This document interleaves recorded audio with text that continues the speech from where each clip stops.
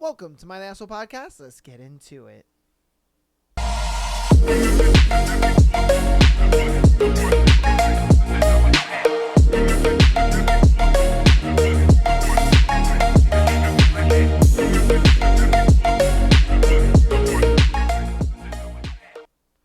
Welcome to my Asshole Podcast. Boy, is it good to be here on a Thursday episode, and you want to know why?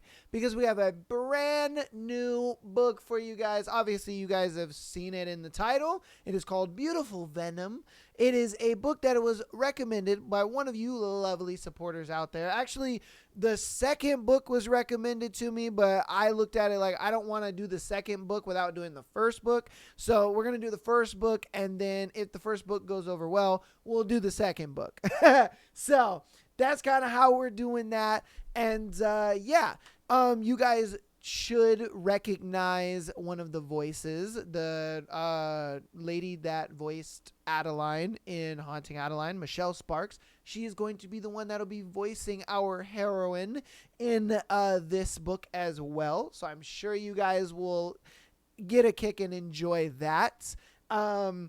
And yeah, man. So without further ado, we're going to get into the thread and then we'll get into today's book. So let's get on into it. Today's thread is what irked you the most about someone you were initially very attracted to. All right. So let's see what irked you the most about someone that you were, feeling, you were into, you know what I mean? Never brushed his teeth. I don't mean never, but only like once a week, bruh. Come on, man.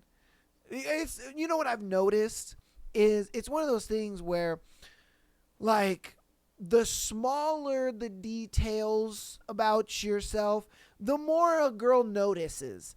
And it's a little weird. Even shit like cleaning your ears, you know what I mean? Shaving your nose hairs. Like, bro, girls notice this shit. It's so, okay, like, I'd hung out with a friend, right? And this is embarrassing for me to say it, but it's okay. I love you guys, and your guys can judge me. So I was hanging out with a girl, right? And we were, me and her friends. It's not like it was a romantic thing or whatever, but we were hanging out, and we're having some sushis. We were having some sush, and she was just like, hey, you have like nose hair. And I'm like, what you talking about? And she's just like, yeah, like, you don't shave your nose hairs. And I'm like, I do shave my nose hairs. What do you mean? And she was just like, well, like, you have like long nose hairs. And I'm like, what the fuck? And it's crazy because it was one of those things where I'm like, I literally took my phone out and I turned the camera to the front facing camera to see what she was talking about. I'm like, what are you talking about? And she's like, you have like literally long nose hairs. And I'm like, girl, I don't see what you're talking about. And then I get home and I was looking in my like little cabinet mirror because I was able to get kind of close to it. And I'm like, damn, son. I'm like, damn, she right. She's right. I do got long nose hair. I was so fucking self-conscious about that. Oh, bruh. I was so mad. I was like, all right, let me go ahead and get the nose trimmer out real quick and just, you know what I mean? So I'm like, yeah. Girls be noticing that shit, man. I mean, lucky for me, I do like to, whiten my teeth because that is something I used to always have yellow teeth when I was a kid. Not because I didn't brush them or anything like that. Because I mean, I'm the type of person, I've never had a cavity, never had tooth pulled, root canal, none of that shit. Like, your boy got some pristine teeth, but it's just always like teeth staining. You know what I mean? You eat food or you drink things that stain your teeth, and I never really looked into whitening stuff until I got into my late 20s and stuff.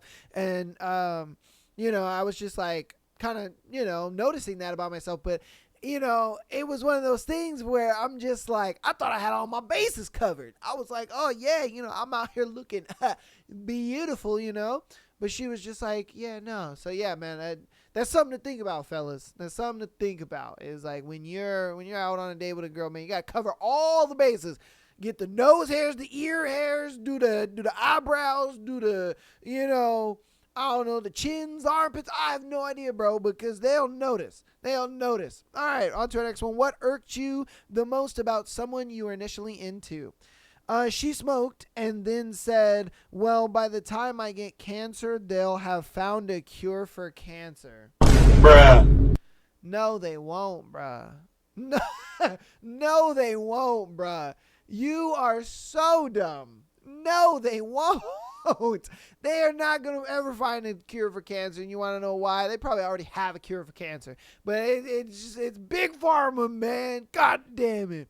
But dude, that's just crazy to think that like you're just banking on the fact that yeah, they'll cure my lung cancer by the time I get it. Like, bro, you could get lung cancer in your 30s. You can get lung cancer, in your late 20s, depending on how much you smoke. Yeah, bro. It's funny because I used to work with this one guy, right? And his daughter was 32 years old with a tracheotomy. And if you don't know what a tracheotomy is, that is when you smoke so much to where your larynx is literally burnt out. And your larynx is obviously what vibrates against your vocal cords and helps you speak. And she burnt that shit out so much to where they cut a hole in your throat and you talk through the fucking hole like you're a little robot. And you're like, yeah, how are you? How's it going? What's up? Bitch was 32. 32. That's crazy, son. With a hole in her throat. Mind you. Yeah, man. Nah. It ain't worth it, bro. It ain't worth it, man. Oh, hell nah. All right, what irked you the most about what irked you the most about someone you were initially into? Said plus size girls were unattractive and acted offended when one hit on him. He was plus size. Okay, bro. Okay, come on, man. You can't be out here fat talking about fat girls, bro. All right. You know what I mean? You can't be fat talking about fat girls, man. You can't. That's some crazy work. Like me, I can talk about fat girls. I'm in shape. But yeah, you can't be fat talking about, that's like the what is that? The kettle calling the pot black. Like, bro, come on, man. Or the pot calling the kettle black. However you say that. Y'all probably like, this dumb motherfucker. But yes, that like, come on, man. That's some crazy shit. I can't stand when motherfuckers don't look in the mirror. You know what I mean? It surprises you so much. Like the gusto on some ugly motherfuckers. You're just like, how you got all this confidence? Who the fuck gave you all this confidence? Because you're ugly as shit. How you ugly as shit and you got all this confidence? What the fuck wrong with you, man? That should be crazy as hell to me. I will never understand that. How the ugliest motherfuckers will have the biggest egos and the most confidence. You like, how in the, what? Do you know where you are? You know what you look like? Have you seen yourself in the mirror, man? Crazy work, bro. Oh, man. All right, what irked you the most about someone you were initially into? The unsolicited dick pic. Oh, bruh. Bruh. Why? It's one of those things where it's like you had her. You had her in the bag. She was already interested in you. You didn't have to send the dick pic, bro. She already liked you. Oh, talk about a fumble of the century. How in the hell you gonna sit there and fumble that hard? She likes you. It's one of those moments where like your homie comes and tells you and you're like, oh yeah, Susie likes you. All you gotta do is ask her out. And the nigga don't ask her out. Oh my Lord, I can't stand when dudes be doing that. My best friend Alex is that type of nigga, man. I swear to God. Obviously this was a long ass time ago. This was probably like over 10 years ago. There was a girl that was all over him. I'm talking about she was straddled in his lap, making out with him, and mind you, this wasn't me. It wasn't like one of our homies or nothing. No, this was her best friend. She said, hey, she likes you. All you gotta do is ask her to be your girlfriend or ask her out on a date, whatever it may be. This nigga, mind you, she is straddled. All right, I'm talking thighs on hips. You know what I mean? She over here straddling him, making out with him, and he's like, "Oh, I don't know. I don't know if she like me." I'm like, Bruh. nigga, nigga, are you for real with me right now? Are you for real? She is straddling you, making out with you, and you don't know she likes you? Nigga, I'm telling you, it's ridiculous. And that's exactly what this guy did. He just did it with a dick pic. You know what I mean? He just did it with dick. Stupid, bro. Stupid. Send her a dick pic when she's your girlfriend. She'll love that. You know what I mean? Come on, man. Or at least she's be like, just kidding. And that wasn't my penis. You know? What irked you the most about someone that you were into? I'd shower, shave, put lotion and cologne on, make sure my clothes were clean, and drive far to see him, and he'd look like he just got out of bed. Aw, bruh. Bruh. Come on, man. Honestly, for me, I won't lie to you. Like, when you're dating a girl and she's about to come over to your house, I make and I mean everything, smell nice. And I like to, I like to look good. You know what I mean? Even if we just gonna be in the house, even we just gonna fuck or whatever, like, I still be looking nice. I don't get dudes that just are like, fuck it. I'm gonna just, shorts and t-shirted up and how I smell is how I smell. I'm like, that's crazy work, man. You know what I mean? Like, that is just the weirdest shit ever, if I'm being real with you. I don't get why dudes do that. That's some crazy, because, like, for me, I understand how much effort it takes, you know what I mean, for a girl to get ready, do her hair, you know what I mean, shave, cocoa butter up, all that shit. I get it. I get it, man. And, like, the least you can do, because for a dude, it's easy, bro.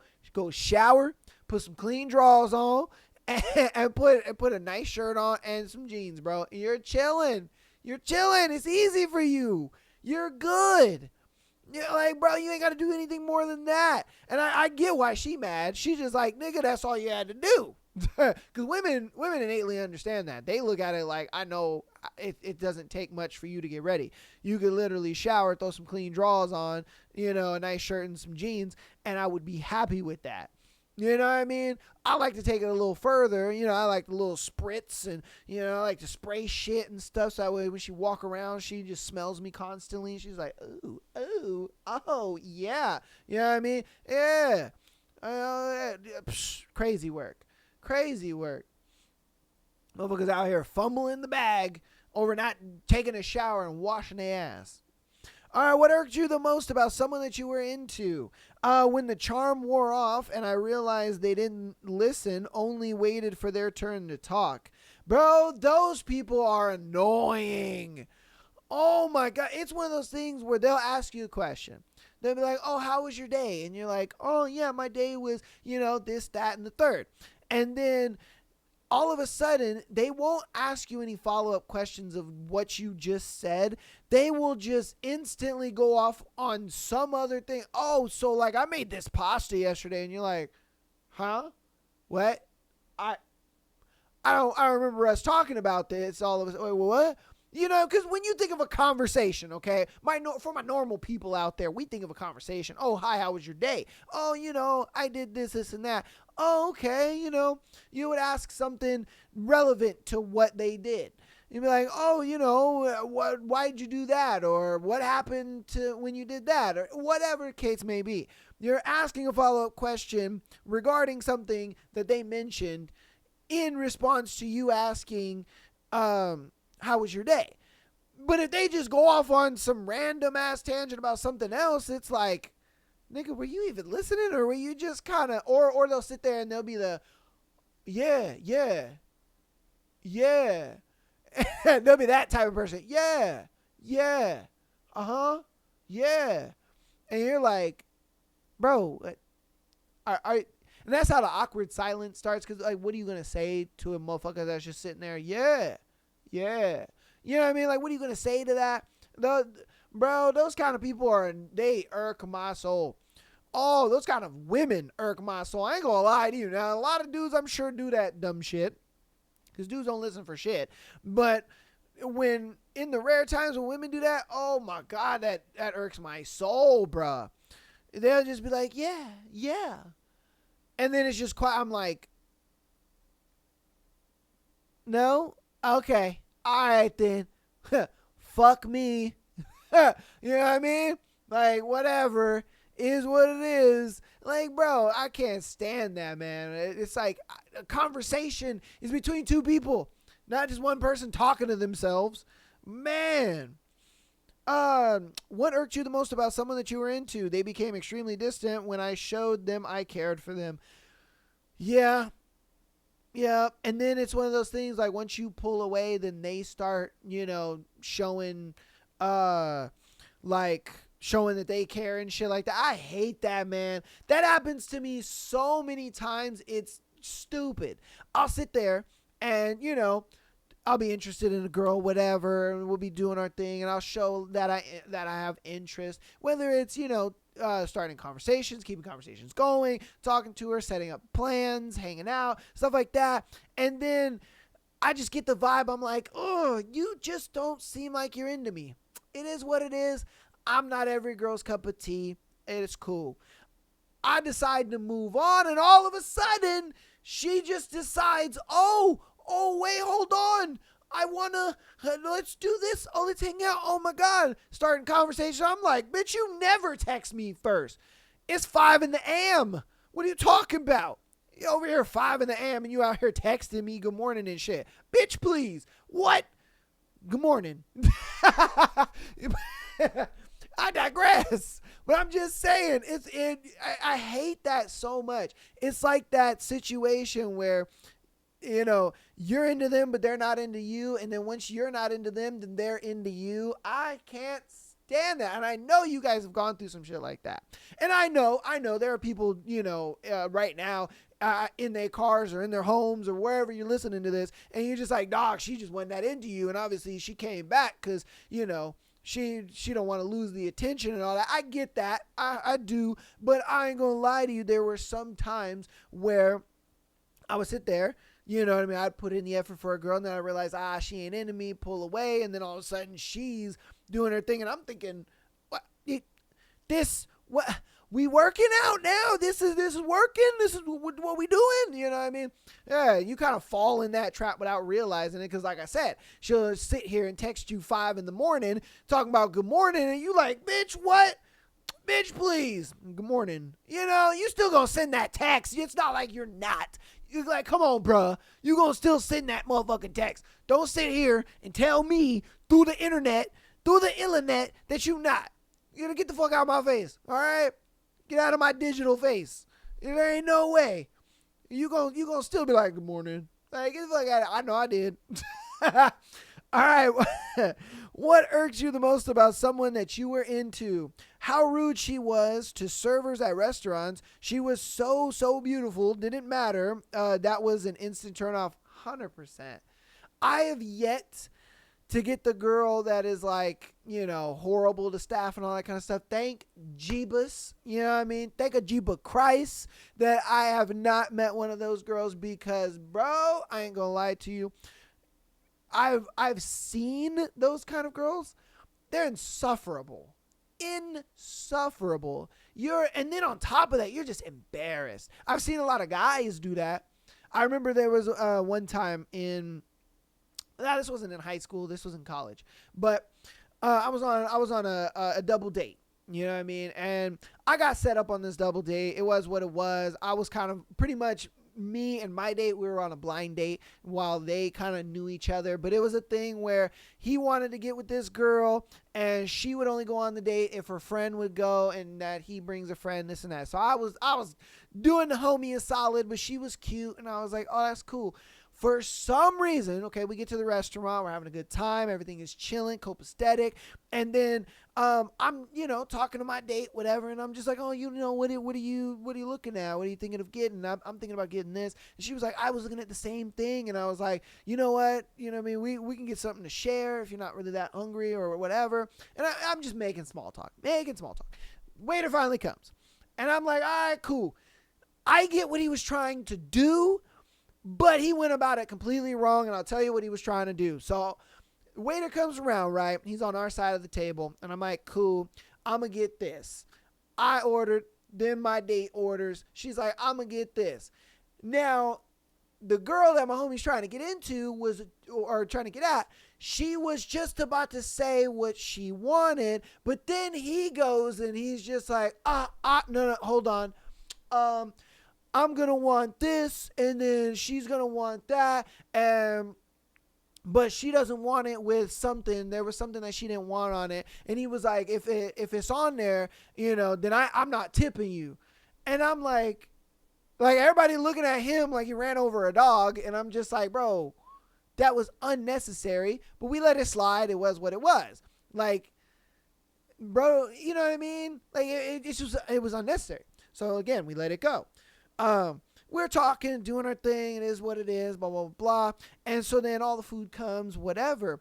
Now, my date, I think she was a little clumsy or whatever. She happens to spill, all right? So she was like, she had something on her fork. She was bringing it to her mouth. It fell, and it got some sauce or whatever it was in there. We didn't have napkins. So I was like, oh, shit. We need to get napkins. I was like, hey, bro, can you stop him to get some napkins? And so he was like, oh, excuse me. And, waiters are busy. They're dealing with other things. They're trying to get, you know what I mean? So it's like, I get it. You know what I mean? It's not that he was ignoring you. It's just they're busy. It is what it is. This dude proceeds to get up and be like, hey, do you not hear me talking to you? Hey, man, we need some napkins because the girl spilled over there. And I'm like, oh, my Lord, bro. Oh, I ain't going to lie to you. The look on his date's face, she looked at me, mind you, all right? She looked at me like I shot her grandpa. And I'm like, I don't know. Okay, I don't know. I'm just a boy. Okay, I don't know what this man's doing. I'm here under duress, okay? I didn't want to be here. Okay, if it was up to me, I'd be in my bed with my Snuggie, okay, watching TV. But no, I got dragged out of this bitch, and I'm here, okay? Like, shit, the fuck, man? You know what I mean? And it was so bad. I was embarrassed for her.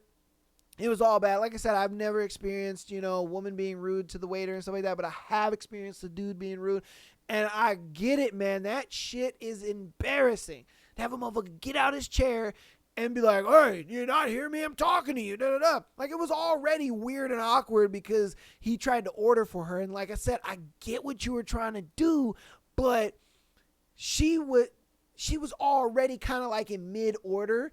Now, if it was a thing where the waiter went to like me and then it went to him and then he ordered for her like that, okay. But you like cut her off. And then you ordered your shit first, and then you ordered hers, and it was already a little weird.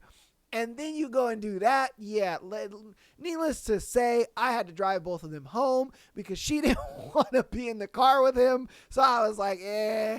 And he was hot about that. I ain't gonna lie to you. He was hot about that. I was like, shit, man. I'm like, dude, it's not hard to just be a cordial, understanding person in society. Like, my guy. Jesus, man, thank you for coming to my TED Talk. You know what I mean? Jeez. All right. Okay. Oh, shit. Hold on. Oh, no. I lost my spot. Okay. Well, I found my spot. All right. We're Gucci. We're Gucci, fam. Tell them. Okay. What irked you the most about someone you were into? He was performative. Lots of talking about great dreams and ideal, but acted on none of them. Yeah. I have said this so many times that women don't care about what you have to say. They care about what you have. All right? And I give this example all the time because the motherfuckers be giving me this example all the fucking time. They'll say, oh, yeah, I'm going to go to the gym and get in shape. Or, oh, I'm going to get a six pack. Or I'm going to get muscles or something like that. Something to that degree. And, they think that shit is like attractive to chicks. And I'm like, unless you have the six pack or you have the muscles, they don't care. Okay? She don't care. She don't give a shit. She's just like, cool, bro. get the fuck out my face. You know what I mean? It's like, bro, or even the type of guys that sit there and they're like, oh yeah, I'm going to start a business. You don't have a business? You're not doing the business? You know, like, come on, man. And you know, dudes for some reason wonder and they're like, what the hell? Like, what the heck? I thought she was going to be into me. And I'm like, because, dude, they don't care what you have to say. You know, and then you get these dudes that do have the stuff, and then they sit there and they think that the girl wants you to like flex it in their face and shit. And it's like, no. You gotta subtle flex, my guy. You know what I mean? Where you're just moving and she's just seeing it. You know, she's just seeing how you move, seeing how things, you know, you're just making shit pop up in her face, and you're just like, she's like, oh, he really lived like this. Oh, he really do this. You know what I mean? Like, bro, women don't give a shit what you gotta say. They want to see it. You know what I mean? And that's something dudes still just don't understand.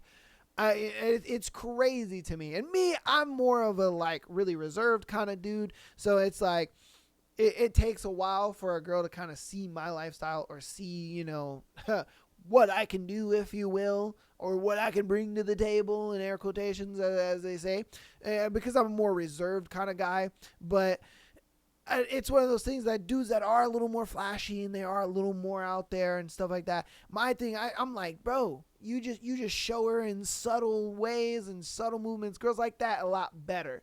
Because they look at it like, ooh, you got it, but you ain't out here flaunting it and, you know what I mean, putting it in people's faces and shit. You know what I mean? Hey, they gonna do what they gonna do, man. It is what it is. They gonna do what they gonna do. But that's gonna go ahead and be that thread. Hope you guys enjoyed that thread. And I think that was more my story time than it was the thread. Sorry about that. My bad. You know what I mean? It's just, I run into a lot of situations when it came to this. So I was like, you know me, I love sharing with y'all. You know what I mean? We love it. We love it like that. But it's all good. We're going to hop through announcements. But if you guys have a situation where, you know, you were into somebody and they did something that irked you, definitely let me know down in the comments. All right. I'm going to shoot through announcements really quick and we're going to get into this brand new book. I'm excited. I know that you guys are. So let's get right on to it. So patreon.com/MyLasshole Podcast. Get an exclusive episode every single Friday, as well as being able to send in your scenario to be featured on the Tuesday and Sunday show.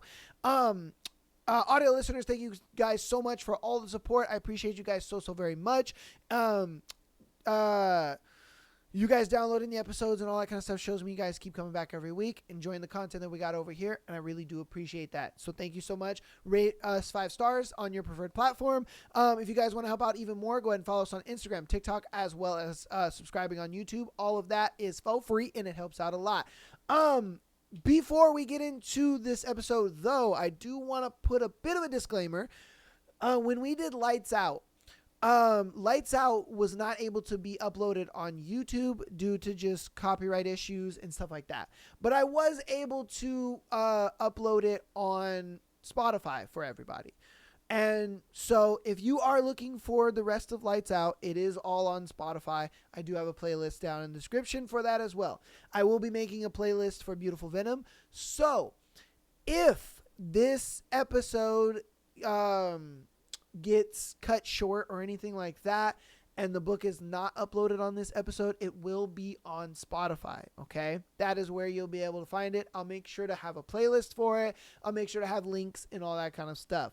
I'm only saying that because I know we had a big issue with Lights Out. I had to kind of move all those episodes over to Spotify and keep them exclusively over there. That really sucked. I hope I don't have to do that with this book, but that is, you know, something I have to deal with these books because, you know, they are copyrighted. They are written by people, you know what I mean? And I like to share them for you guys, but, you know, sometimes they don't like that. So, again, I'm just putting that disclaimer out there now so that way you guys know that if it's not uploaded on YouTube, it will be on Spotify. If anything, the whole book will be on there and we, you know, we'll have our thing. So, okay, I'm letting you guys know that now, but without further ado, we'll get into the book. Oh, it will show the wrong artwork. I did not do that. I do apologize. It will be showing the artwork of King of Wrath. I didn't update the artwork. I'll probably have that updated on the next episode, okay? So, yeah, don't get freaked out if you guys see the artwork for King of Wrath. This is beautiful Venom, okay? I just realized that. I'm like, shit, I didn't do that. Oh, man, the price I pay for doing a new book. You know what I mean? It is what it is. All right, let's get on into it. 1. Dahlia. Life as I know it has been shattered into tiny, unrecognizable pieces. The silver lining, I have nothing to lose, no one to go back to, nowhere to call home. So nothing stops me from pursuing the bloody path I've carefully traced. My fingers tremble against the smooth plastic of the stadium seat as I remain hidden. My muscles burn and my knees shake, creaking from the crouched position I've forced myself into for 20 minutes or more. A blast of icy air envelops me, frosting the beads of sweat coating my temples and upper lip. The thing is, I'm not supposed to be here. And I don't mean in this position per se, but in the whole place. I certainly wasn't supposed to set foot in Greystone Ridge or on the campus of Greystone University, also known as GU. Most importantly, I'm not supposed to be sneaking around in their notorious Vipers Arena, home to the school's prestigious Vipers hockey team that just won a spectacular game. Just is metaphorical, because that game ended hours ago, and everyone has evacuated the premises, except for me. And the 3 players below. Loud thuds fill my ears as the puck checks the boards. The swish of blades on the ice adds a symphony of undiluted violence. I peek from between the dark blue chairs, holding my breath, despite the magnitude of sounds echoing in the arena. The seating inside Vipers Arena, which has a capacity of over 10,000, rises steeply, giving a dizzying, vertigo-inducing view of the ice below. I can still hear the roar of the crowd from earlier, as if it's a physical force, reverberating in my chest in a persistent thrum. The clapping and chanting that ricocheted off the walls, rising to a deafening crescendo, was dull compared to the sound of the 3 players' fast-paced late-night practice. Or should I say, meeting. I catch a glimpse of Vipers printed on the boards across from me as the ice gleams under the harsh, blindingly bright lights, casting a bluish tint over the rink. The crisp, biting sound of skates slicing across the ice sends chills through me as I follow the players' cutthroat maneuvers. I've watched the Vipers dominate the arena countless times during my research, so I can recognize who has the puck without even checking their number. Some might call this an obsession, and maybe it is, but if it can get me closer to the team, I'll be a simp, or a stan, or whatever correct term that means I'm an expert on this bunch of snakes. I lower my baseball cap over my face, switch my weight from one foot to the other, then rest my clammy forehead on a tiny spot between the 2 chairs. The 3 of them are so fast, so vicious, and so ruthless in their play, they nearly blur together in a sea of sharp glides. My eyes cross as I attempt to keep up. They're alternating and playing 2 against 1, probably to improve their flawless attack synergy everyone was singing praises to earlier tonight. The reason those 3 play well together is probably because, even after everyone went home, they took to the rink again. I've heard rumors that they often have these late-night meetings and had to confirm it myself, which is why I went to the restroom, stayed there until the place was nearly deserted, then snuck back into the arena and hid behind the chairs in the corner close to the ice, but out of the players' field of vision. However, I had to be dead silent because this place echoes even the slightest noise. The 3 of them come to a halt in the middle of the rink, clacking their sticks together before tossing them onto the ice. That was lousy defense. Number 71, Jude Callahan, is the first to remove his helmet and shakes his soaking wet black hair before he tosses it back like a dog. He's the tallest and bulkiest of the 3, standing at a whopping 6'5", and is the definition of fucked up. Jude is the most feared right wing in the college league, The rival team's offense thinks twice before getting into his zone, and the defenseman can't handle his sheer size and unhinged energy. Jude has anger issues and chose hockey to beat people the hell up. Everyone knows it. And anyone who has any dreams of a hockey career has learned to stay out of his way. Number 13, Preston Armstrong, throws his helmet at the back of Jude's head, his deep voice carrying in the empty arena with a note of sarcasm. Chest slamming is not an offense strategy.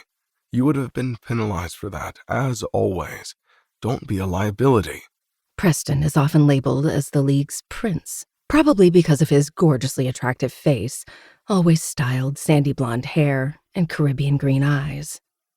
Despite his sleek appearance and refined mannerisms, he's known to be the most vicious snake on and off the ice.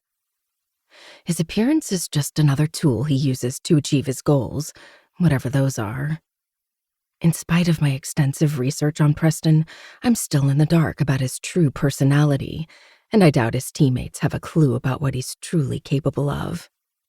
Unlike Jude, a notorious mass of muscles who acts with no regard for anyone, Preston is calmer and more calculated, yet exudes a somber undertone. Still, if I had to choose, I'd go with the latter. I can handle mind games, but Jude's brand of unhinged violence is hard to stomach.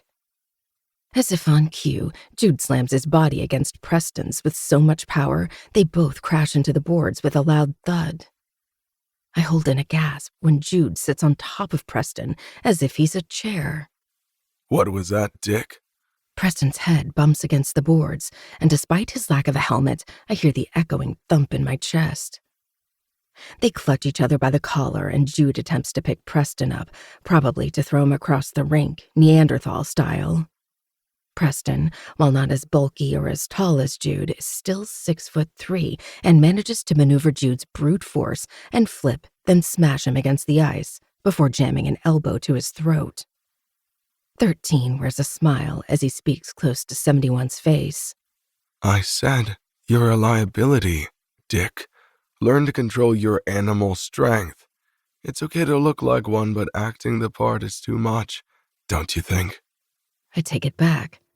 There's no way I can handle Preston. I can't tell if he'll release the huge guy underneath him or choke him to death while smiling. I nearly lose my footing and give away my position as Jude's face goes from red to blue in a matter of seconds. In a blur of motions, Jude kicks Preston, and then they're rolling on the ice like a couple of polar bears, without head protection. The third player, number 19, removes his helmet with a sigh, revealing damp, tousled, dark brown hair, and a soft frown between his thick brows. Jude and Preston's fight filters to the background as the view of the Viper's captain and center grips my throat with invisible hands. And the worst part, this isn't the first time he's stolen my attention. For some reason, I've often found my eyes unconsciously flitting to Kane Davenport, and I can't figure out why. Yes, he's handsome, probably the most beautiful out of the three of them. While Jude has angular features and Preston is more of the princely type, Kane's beauty is unnerving. His sharp, chiseled jawline affords him a naturally commanding look. His usually neatly styled hair is now haphazard, and he runs his fingers through it, making his thick strands look casually polished. At 6'4", he's also tall, but not as threatening as Jude. Kane's lean, yet muscular build complements his role as a dominant player on the ice. His body is sculpted for both power and agility, and his controlled movements reflect his innate leadership. He carries himself with confidence, his posture always straight and composed, giving off an aura of quiet authority. And yet, his blue eyes are so pale, so blank. They're akin to those of an Arctic wolf instead of a human. They're piercing, cold, and unreadable. Despite his outward calm, there's a flicker of danger lurking just beneath the surface. And yet, he's the only safe option on the team. Kane is a responsible captain, a powerful leader, and the one who calms his teammates when they slip out of control. He's also the only senior player with a normalish personality. Well, as normal as these assholes can get. He's still part of that fucked up organization no normal person would choose of their own volition. I glance at the black obsidian ring on his right index finger that doesn't shine under the light. I can't see it clearly, but I know there's a compass rose branded on the top of it, a depiction of his family's symbol. The ring is proof of his monstrous ties.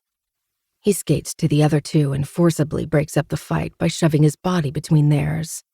Preston instantly jumps up and skates in circles, his rhythm and provocative facial expression taunting without his having to say a word.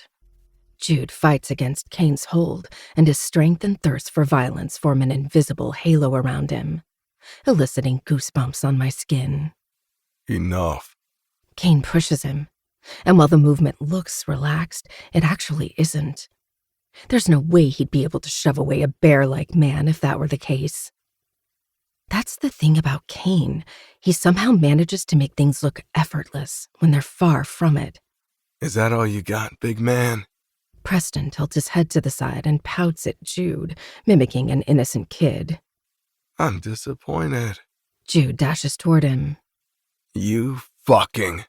Kane extends his hands, punching them both simultaneously in the stomach. I said enough. Save the energy for the ring. Jude snarls. I'll pummel his pretty face to pieces until he stops talking shit. Ruining my face won't stop me from dragging your ass. Preston grins wide. It'll just show your inferiority complex. That jealous of my looks, peasant? Your looks. It's Jude's turn to mock laugh. Which looks? Sickly and disturbing? Said no one ever, but hey, I can find you a good plastic surgeon. Also a neurosurgeon, so we can fix your messed up personality. Only if your personality will undergo the same surgery. Blasphemy. I have a wonderful personality. Yours, however, revolves around mommy issues. Preston pouts. I'm going to fucking bury you. Jude charges, and Kane uses his body to absorb the shock and still gets pushed back. Prez. Kane stares at him. The energy shifts without his having to say anything else. Preston lifts his shoulder. What? It's fun to mess with him. Besides, he needs to be drained so he can sleep. Like a kid. The fuck you just say? Jude asks in a dark tone. See? Preston lifts his hands as if he's proving a point. Save the trash talk for the game. Kane tells him. Let me consider it. Preston taps his chin. I refuse. Kane sighs as if he was expecting the reply. Did you use that same antagonistic energy to get that player penalized? I suppose. Told him that his mom is letting his coach fuck her in all her loose holes, so that a mediocre player like him can be kept on the team. Sick bastard. No wonder he nearly killed you and was penalized for 5 minutes. Twice. Kane says in an unnervingly calm tone. You're effortlessly annoying. Preston grins. I know, right? That's not a compliment. Did she? Jude asks, seeming to have forgotten about his vow to kill Preston. Did she what? Let the coach fuck her in all her holes for her son? Jude asks in a cryptic tone. And Kane watches him closely, as if looking for something, though I can't pinpoint what. Dunno, probably. Who cares as long as the story served its purpose? Preston releases a sigh. People are so easy to mess with. It's getting boring. Jude removes his gloves and throws them at Preston's face. The latter scrunches his nose. Uncultured as always, Callahan. My gaze zeroes in on the black ring on Jude's index finger, similar to that of Kane's, though his is branded with his family symbol, a caduceus wrapped in thorny vines. Preston has one as well. His has the symbol of a sun and a crescent moon. They weren't wearing them during the game, probably due to regulations. They must have them on now because they're practicing on their own. Maybe they don't want to be seen without proof of their allegiance, or proof of their power in this place. People think Greystone Ridge is a sprawling, affluent town nestled in the U.S.'s northeast, where history and wealth blend seamlessly with modern ambition. The heart of the town's center offers a mix of upscale cafes, designer shops, and historical landmarks lining cobblestone streets. People also believe Greystone University, which is perched on the edge of the town, is a prestigious institution, known for producing both academic and athletic powerhouses. Its historical architecture has aged well, harmonizing with its surroundings. While it offers renowned programs in business, law, sciences, and sports medicine, its true pride lies in its hockey program, which has become a breeding ground for future NHL stars. The student body is a blend of wealthy legacy people like Kane, Jude, and Preston, and ambitious scholarship students drawn to Greystone for its connections and prestige, like me. What people don't know, however, is that beneath this shining exterior, the university hides a shadowy influence. Vencor, the secret society tied to its and the town's founding families. Power here is not just earned, but manipulated and handed down through generations. Every corner of this place whispers power for the elite families who shape the town. The Davenports, Callahans, Armstrongs, and Osborns live in a gated enclave called Ravenswood Hill on the outskirts, in the mist-filled forest that looms above the town. Behind heavy iron gates, their secluded mansions reflect a legacy of influence and control over the town. The roads leading to Ravenswood Hill are lined with towering oaks and hidden security systems, creating an air of exclusivity and mystery.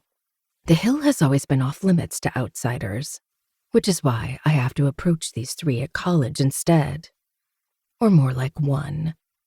Kane is my best bet. I don't think he's an idiot I can fool easily, but he's at least a pacifist. Over the past few weeks, I watched many of his games online and in person, call the stalking police, and have never seen him indulge in violence. Not once. That's kind of a miracle in a physical sport like hockey. If anything, he's an expert at breaking up fights. His cool is never ruffled, and his authoritativeness can be felt through the screen, probably why he effortlessly snatched the captain's position. I'd rather not get close to any of them, but I have to, so it has to be Kane. Anyone you'll invite this time? Kane asks Jude as he skates to the bench area. No. The latter says without turning around. Sure about that? Yes. Fuck off. And with that, Jude leaves the ice and heads to the tunnel, disappearing out of view. A faint mechanical hum from the ice machines overpowers the silence as Kane looks at Preston for a few heavy seconds. You? Contemplating it? You're expected to vet and bring someone to the initiation prize. You didn't tell Jude that? It's better he doesn't. He'll just force someone off the street to accompany him, and we don't want to deal with that mess. You're different. Use your conviction skills. Manipulation skills. Last time I did that, she didn't want to drink my blood. Nearly killed her before she was kicked out. He frowns. How could anyone refuse my blood? Normal people? Kane asks what I'm thinking. Seriously, maybe that guy is only in Vencor because he was born into a founding family. He obviously doesn't belong there. How about you? Preston asks with a raised brow. I'm all set. Worry about yourself. All set? Does that mean he already has someone in mind? I was supposed to worm my way into his life so that I'd be that someone. Not too long ago, I applied to be an intern for the team's physician, which is still on hold. My classmates said it was impossible that they'd accept a girl for the position while gloating that he'd be the best person for the job. If he's right, then my chances of getting closer to the team are slimmer than ever before. I could apply as an assistant to the administrative manager or even volunteer. However, those aren't guaranteed with a popular team like the Vipers. All set, huh? Preston repeats with a knowing tone. Go home, Armstrong. Aye, aye, Captain. Preston mock salutes. a sadistic smile painting his lips before he skates away. Time to drown Callahan in the showers. A silence befalls the arena. Kane stands in the middle of the rink for a few seconds, then picks up the pucks they left lying around and stores them in the appropriate compartment. My legs hurt from the strain, and I know if I don't leave soon, I'll fall over and give my position away. I bite my lip and remain motionless. I'll leave after Kane does. There's no way I'd be able to sneak off while he's there. Stop being a goody two-shoes and go already. The sound of skates blends with the ice machines, and I get distracted with massaging my legs, so I don't notice that Kane has skated to my side of the stands. As I lift my gaze, he stops right opposite my hiding spot. Cold seeps into my bones, and the air becomes so crisp that it hurts to breathe. In the oppressive stillness, Kane's calm voice carries through the empty arena. You can come out now. I hide further, hoping, no, praying that he's speaking to someone else who was brave or foolish enough to sneak into Viper's arena late at night. I know you're there. I suggest you show yourself while it's only me. I can't promise the others will be as understanding. 2. Dahlia. My heart beats so hard, it nearly spills through my rib cage. Sweat is now covering my hands as I tighten my grip on the chair.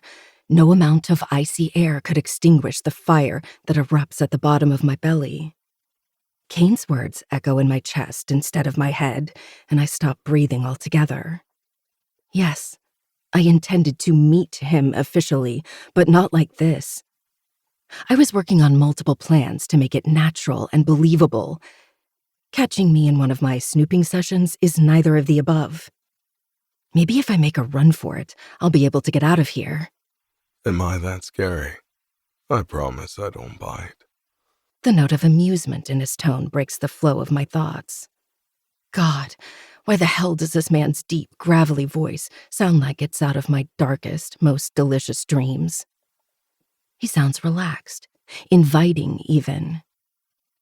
Maybe it's because of that, or the fact that my legs are done carrying me, but I choose to seize the opportunity. The probability of having another one-on-one encounter with the Kane Davenport is slim to none. He's always surrounded by people. All the time, everywhere, anywhere.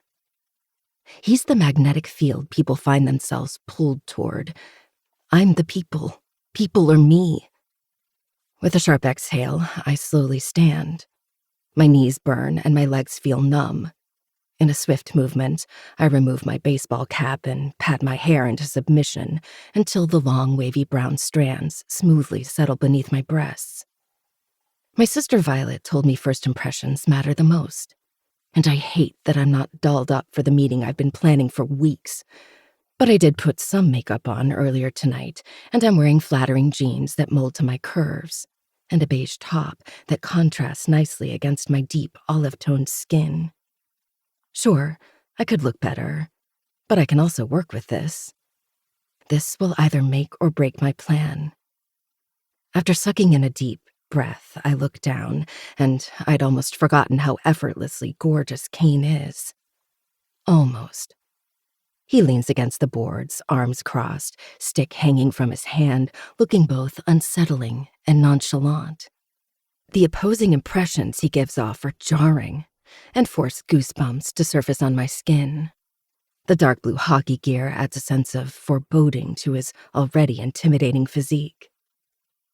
Despite a few rows of seats separating us and my average height of 5'6", he still looks intimidatingly tall. A slight smile touches his full lips. There you are. That wasn't so hard now, was it? Hi. Shit. I don't sound weak. Ever. What on earth is wrong with me? Calm down, for God's sake. Hello. His smile remains the same, exuding politeness. It's even welcoming. May I ask what you're doing here at this hour? I stayed behind after the game. I could tell. Why? I'm a fan. I blurt the first thing that jumps into my head. Why the hell didn't I think of that before? Actually, I did, fleetingly, but I figured the Vipers already had too many fans throwing themselves at the team members at every opportunity. So that wouldn't have made me stand out from the crowd. But now that we're alone, it might. I see. The two words are followed by intense eye contact that's strangely devoid of warmth. I'm being scrutinized, but there's no sense of connection. The glacial pale color of his eyes is similar to sinking into the Arctic Ocean as layers of ice form on the surface at an alarming speed. This must be what it feels like to be iced alive. I shake the image from my head. This is Kane, not Preston, or God forbid, the wild card Jude. He's my best and only option. Yeah, I continue in a more confident tone. I'm a new fan. I didn't know much about hockey before, but I'm learning more because of the team. Go Vipers! I'm happy we could lure you into the game. His words sound calm, like an undisturbed ocean. Right. That's the vibe Kane has always given. Deep, controlled, and reliable, an ocean in all its glory. You did me the greatest favor. I smile wide. I've always heard I have a beautiful smile, and I don't mind using it to my advantage. Beggars can't be choosers, and I'm definitely a beggar in this situation. Who's your favorite player on the team? You, I say with no hesitation. Are you sure you're not saying that just because I'm here? If Callahan shows up, you'll switch, won't you? Callahan is too aggressive and violent in his play. I don't find that entertaining. Most hockey fans do. Not me. I prefer your tactical prowess and your seamless ability to lead both in offense and defense. I'm flattered. Thank you. His voice remains the same. Unaffected, cool.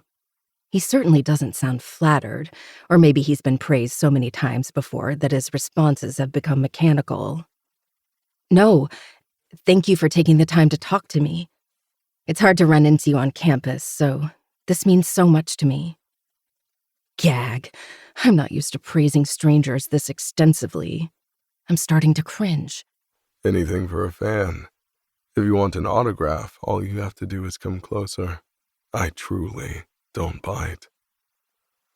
That's when I realize I'm still nestled behind the row of plastic seats, gripping one of them so tightly that my fingers hurt. I release it and slowly take the steps down. The entire way, Kane's gaze is pinned on me. It's not threatening per se, but it's intense, like when he's reading his opponents on the ice. That should feel like a compliment, but I've watched this man crush so many of his rivals, the attention shoots a wave of unease through me. I stop in front of him, and he stands to his full height. I'm not sure whether the gesture is meant to intimidate me, but I might have underestimated how tall he actually is. Add the skates, and he's downright towering over me. Up close, his jaw is sharper, his skin smooth except for some stubble, and his eyes are paler, much colder, slightly disturbing even. He carries himself effortlessly with complete and utter ease. I'm actually envious. How can someone be so self-confident, so self-sufficient? Can I take a rain check on the autograph? I say to murder the invisible tension. I don't have a pen or paper. How about a picture then? That would be amazing. I fumble in my back pocket and retrieve my phone, then click on the camera. Due to the height difference, I can't get a good angle. May I? He asks, after watching me struggle for a few seconds. I hand him the phone with an apologetic smile and lean closer so he can take the picture. A whiff of wood smoke and the faintest trace of musk flood my senses. The scent is so masculine, my head turns and heat creeps up my neck. I've always found men who smell nice attractive. I forget to smile a few times as he snaps some successive pictures. As he hands me the phone, I stare at his black ring for a beat too long and hope my inner disgust doesn't make an appearance on my face. Now, why don't you tell me the real reason you're here, Dahlia Thorne? My fingers pause on the phone as he clutches the other end. He doesn't release it when his eyes meet mine. His expression hasn't changed, but a dark undercurrent has overshadowed his polite manners. How do you know my name? I whisper. You applied for an intern position on the medical team, no? The resume had your picture and name on it. And you go through every application? As the team captain, yes, I do. No one gets close to the Vipers without my knowledge. He pauses and lets my phone go. Or approval. I knew that. I knew it, which is why getting close to the others would have been fruitless, not to mention dangerous. No matter who I targeted, I would have gotten Kane's attention anyway, which is why I went for him from the beginning. How do you know I want to get close? I ask, not bothering to deny his words. Kane is smart, and trying to deflect would only backfire. Aside from applying to be part of the medical team, you've been asking around about administrative positions and trying to befriend those close to the team members. He found out about all that? How? I stare at his ring. Vencor. Of course, as a member, he knows this place inside out. Maybe I underestimated just how intricately they're woven into the university's and the team's fabric. Have I made you suspicious of me? I smile, deliberately making it appear awkward, sheepish even. I wouldn't call it suspicion. Curiosity is more accurate. I swallow the saliva stuck in my throat. What are you curious about? Your motive. I can't be a fan? You can, but your actions don't reflect your claim. How so? First, you're not wearing any of our jerseys, and while that's normal for an occasional viewer, it's bizarre for a fan. Second, you said you only got into hockey recently, and yet you seem to know about my and Callahan's playstyle, as if you've been studying it instead of watching the game for fun. Lastly, if you were a fan, you would have jumped at the opportunity of getting a picture with me, Armstrong, and Callahan. But you are dead set on hiding and eavesdropping. So that tells me you have an agenda. That agenda is less related to the team and has more to do with my ring, because you've stolen at least 3 peeks at it since the start of this conversation. Damn. He's good. He's so good, I'm speechless. The way he delivered his analysis in tranquil, precise words is both impressive and nerve-wracking. Just how far has he read into me? And is it even safe to get entangled with him? He's frighteningly perceptive and a master at recognizing and linking patterns. It's fascinating on the rink, but lethal in real life. Kane raises his hand, showcasing his index finger. Do you know the meaning behind this ring? Everyone in town does, I say in a small voice. Correct, but probably not as well as you do. In reality, only a few have deciphered the actual meaning. I don't know what you're talking about. No, don't play dumb. It insults both of our intelligence. What do you want me to say? I whisper, feeling trapped between his claws without his even having to touch me.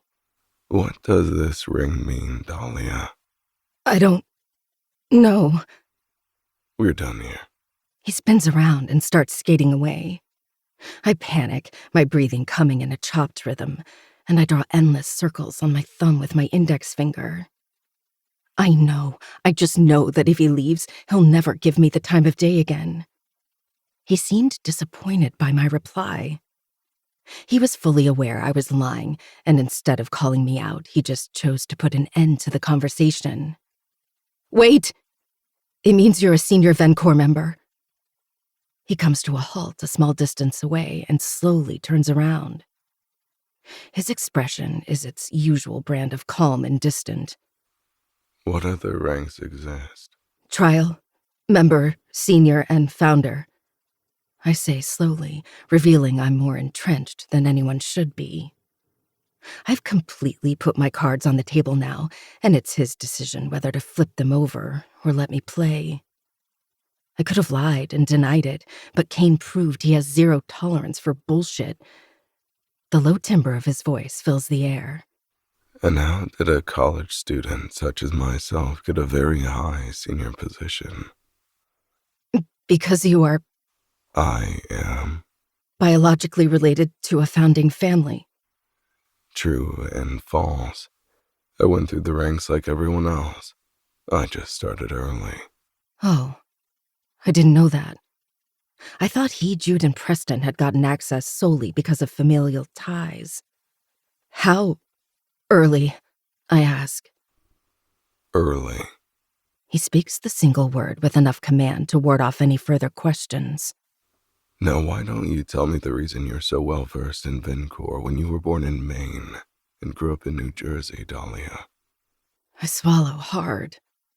Even though that information is public and mentioned on my resume, the fact that he remembers it so clearly is unsettling.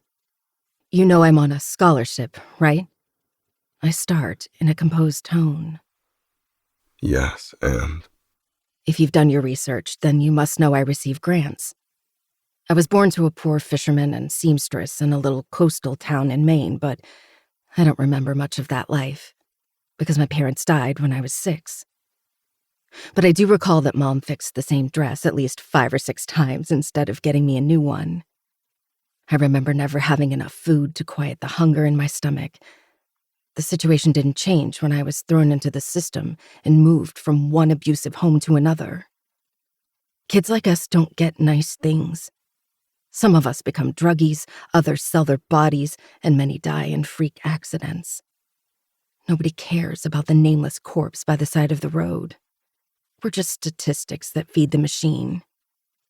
The few who make it, like me, are still treated like outsiders and discriminated against, no matter how book-smart or street-smart we learn to become. I pause, largely because of the lump that's obstructing my throat. I didn't mean to get personal, but I have a feeling anything less than the truth will not move Kane in the slightest. For that matter, he might look down on me if I lie. He was certainly ready to axe the conversation when I attempted it. Although I've just laid my unglamorous life out in front of him, he doesn't react.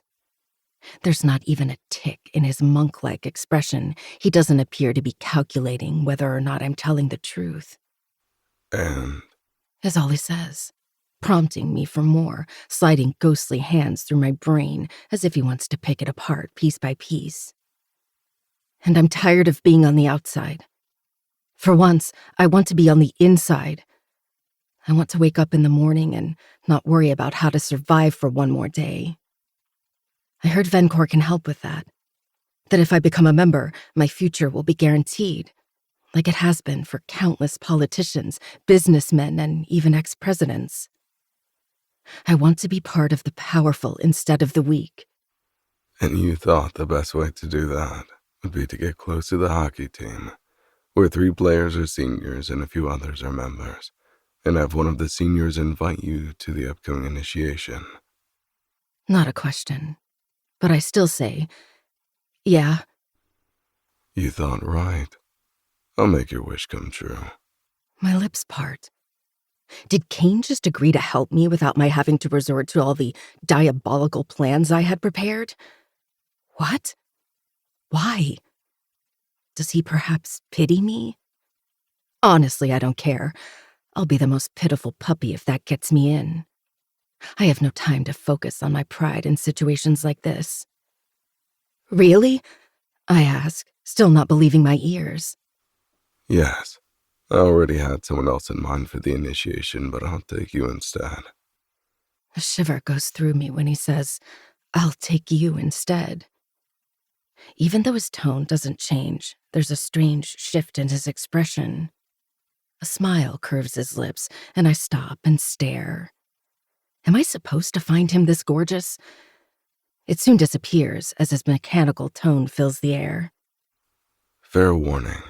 This is not your run-of-the-mill initiation or some hazing ceremony where you will be asked to take silly dares. You'll be tested. You'll be pushed to your limits, and you'll be asked to offer your body and soul at the altar of demented people If you refuse, you're out and banished for life. If you don't prove to be willing to be used for Vencor, you'll be sabotaged until you escape the country or shoot yourself. And if you betray Vencor, no one will find your bones. Are you sure you still want to participate? Sometimes being an outsider is much safer than being a blood-bound insider. Another chill runs through me, and I tighten my hands on my phone. I've heard a lot of rumors, and I'm part of dark web forums that discuss theories and stories about what these people are capable of. Kane's words, said in a neutral newscaster voice, shouldn't shake me, but they do. If I'd heard this a year ago, I would have turned around and left. But now I have nothing to lose. And if I must use my life to avenge my sister, so be it. So I say in a resolved, dead voice, I'm sure. Kane watches me, neither surprised nor approving. If you change your mind before you're accepted, say a word only the two of us know and I'll make it stop, no matter what it is. Let's go with Red. I nod. Why are you helping me? He taps my cheek with his index finger, on which he's wearing the ring. The cold metal sends a chill through me, but that's nothing compared to the electrifying fire that spreads down my belly as his skin touches mine. I'm curious if you'll last and how far you'll go, my fake fan. His smile drops as he pats my cheek one final time. Don't disappoint me.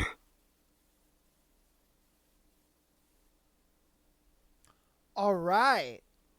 Woo! That was a book. Oh, man. And the whole thing about her wanting to avenge her sister and all that kind of stuff. There's going to be some really good side story to this one. But I'm excited. I'm excited. I hope you guys are too. Hope you guys enjoyed today's episode. And yeah, man. I will see you guys next time. And peace.